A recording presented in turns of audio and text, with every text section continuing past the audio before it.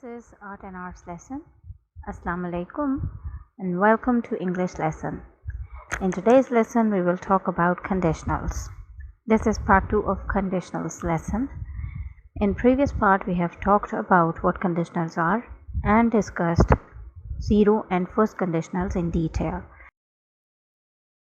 In this lesson we will discuss second and third conditionals. But before we get towards them, let's first have a recollection of what we have learned in our previous lesson and understand again what conditionals are. Alright, so as we have learned that English has got different structures and those structures are known as the conditionals. There are 4 types of conditionals and mixed conditionals as well.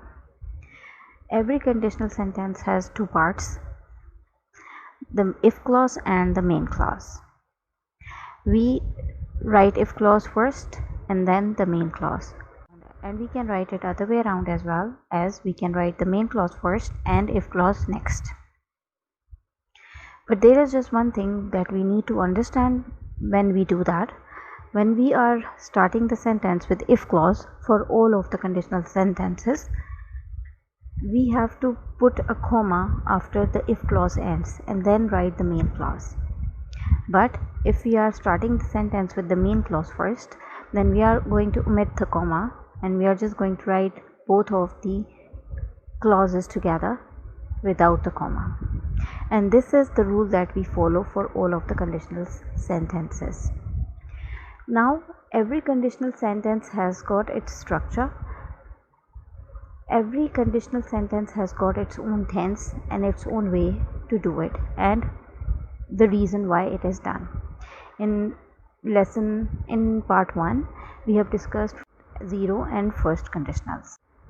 You can always watch that lesson to understand zero and first conditionals. Now let's move towards the second and third conditionals. Alright, so the second conditionals. These are used for the situation that is unreal. These sentences are not based on facts. These are used to refer to a hypothetical situation. So you can understand it in this way. There is very low chance that the first part of this sentence will happen. Means the first part as in the if part of the sentence will happen. But if it happens, the second part is 100% certain.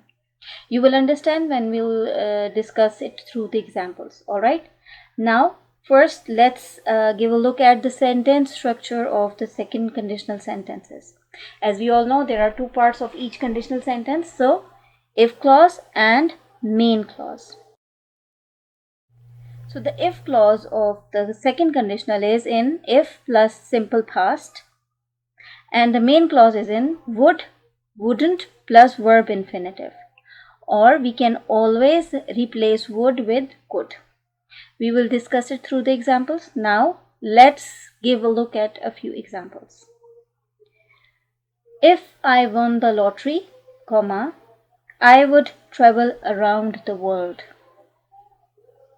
If it weren't so cold, comma, we could go for a walk. Alright. And also, as we have already discussed, that we can always invert the structure of the conditional sentence, as we can start the sentence with main clause first and if clause next. But in this case we are going to omit the comma. So how it's going to be? It's going to be I would travel around the world if I won the lottery. We could go for a walk if it weren't so cold. I hope that you have understood the use of the second conditional, that we talk about what we had in mind. If it had happened, then certain thing would have happened. Now that you have understood that, now let's talk about one exceptional thing about the verb in these second conditional sentences. Okay, as we all know what is verb. Verbs are the action words. There are different types and the forms of the verb, right? For present tense, we use the main verb or the base form of the verb or the present form of the verb. For past tense, we use the past form of the verbs. Let's talk about the helping verbs that are is, am, are, the present form, and was, were, the past form. Since we use the past form in second conditional sentences, we use the past form of the helping verbs in these sentences as well. But as we all know that with first person singular, we always use is in present tense and was in past tense. But in second conditionals, we always use were, even if we are talking about the first person singular. We do not use was. How is that? Now just let's give a look at an example. If I were you, I wouldn't do it. Or if she were here, she would have liked it. Just do remember this whenever you are talking about something in this structure in second conditional. You're always going to use were even with first or third person singular. Okay, then second conditionals are also used to make very polite requests. So now let's give a look at the examples. Would you mind if I used your computer? Or would it be okay if we sat here? I hope that you have understood it. Okay, now, so for understanding second conditionals, we need to know we normally use the second conditional when we talk about imaginary situation. And like other conditionals, we can always invert the structure of the second conditional as well. I hope that you have understood the second conditionals clearly. Now let's move towards the third conditionals.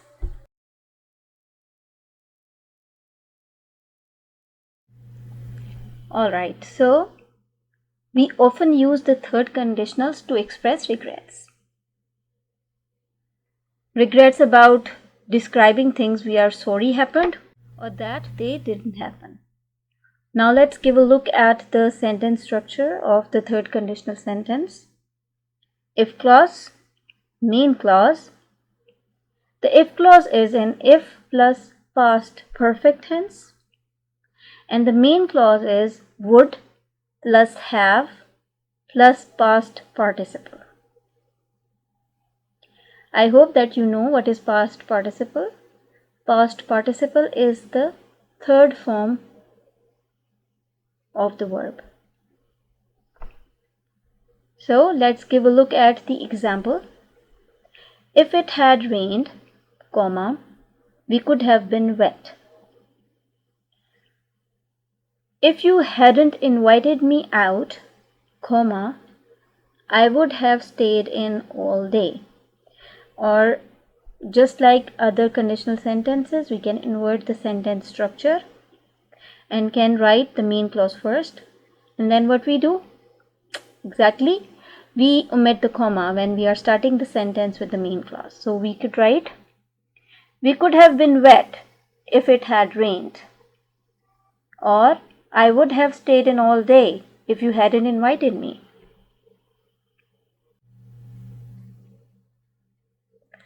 So I hope that you have understood the third conditionals as well. I hope you have understood all conditionals very clearly. Now, let's discuss the structure of all four conditional sentences one more time in the end of this lesson. So, let's begin with the zero conditionals. The sentence structure of the zero conditional is if clause is in if plus simple present, main clause is in present simple tense. For first conditional sentence, the sentence structure is the if clause is in if plus present simple tense and the main clause is in will plus verb infinitive. The second conditional sentence structure is the if clause is in if plus past simple tense and the main clause is in would, wouldn't or could, couldn't plus verb infinitive. And the sentence structure for the third conditional sentence is the if clause is in if plus past perfect tense, and the main clause is in would plus have plus past participle. And we can always use could instead of would. I hope you have understood all conditionals clearly. This is the end of the lesson, part 2. In part 3, we will discuss the mixed conditionals as well. Till then, take care of yourselves. Allah Hafiz.